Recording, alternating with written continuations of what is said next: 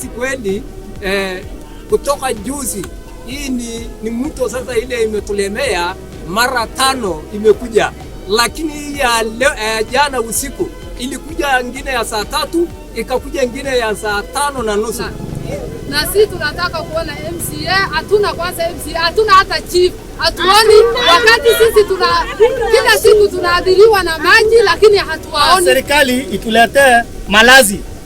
Malazi yote yamebebwa jana usiku. Yote imeenda. Chakula ile kidogo ilikuwa imebaki yote imeenda.